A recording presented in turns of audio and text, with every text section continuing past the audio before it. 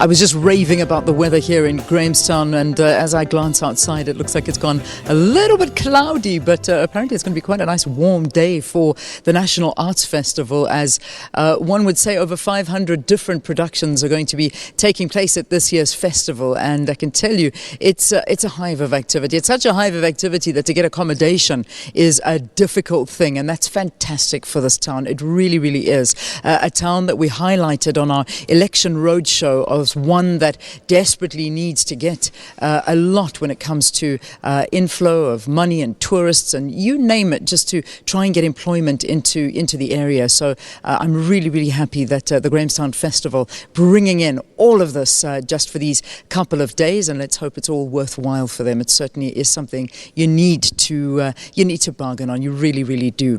Now let's focus again on the Arts Festival. During the opening of the program, I did tell you that there's a lot of emphasis this year on the LGBTI community, and there are a lot of productions that are focusing in on this community. So what happened this weekend was that we had a lot of our producers here that attended some of the productions, and they put this insert together for us, particularly highlighting the issues of homosexuality and how the National Arts Festival for 2016 is focusing in on it. So let's take a look at this insert that's been compiled by Producer Ikgomotseng Segopolo. Enjoy.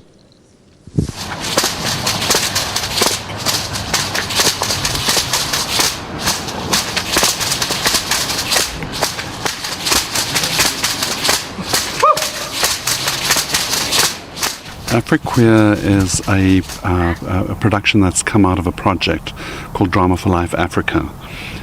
It's a 5-country project, and the project is about really speaking back to LGBTI and human rights and social justice issues, as well as sex and sexualities and sexual health on the continent.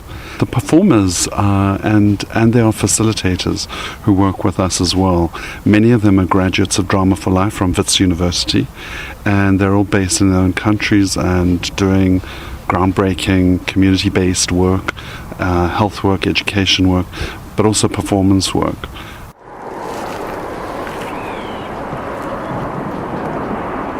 You will not know the way of your return. What do you mean? Wait, what do you mean? My role in this production, I play the part of Opelo, the lady in blue. So it's about the journey of a man who, inside, he relates with being a woman. So he's struggling to be a man, or what is seen as typically a man. So what happens with my character, he appears initially dressed as a man, seemingly as a straight man, but later on in the play he finds a space and actually opens up a box that he's kept closed for a long time, and within is the gift of who he truly believes he is. So he identifies with being female, and he transforms into Opelo, the lady in blue. So to this production, there's a lot of other stories which are have a lot of conflict and violence and a lot of pain. But with Opelo's character, the character actually brings in a lot of grace and liberation that can come from being true to yourself.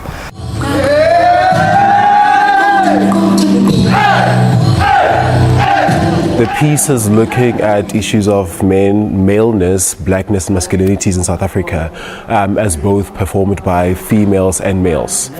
It's also looking at issues of sexuality, sexual identity, and sexual performativity, and the ways in which definitions or identifications or imagings of masculinities that already exist can sort of be questioned by both the cast and audiences. And so it is a series of vignettes, each focusing on a different aspect of either maleness or masculinity or sexuality, and how these clashing worlds sort of bring about a different discourse, performatively by the performance, but also socially with regards to the issues that we tackle.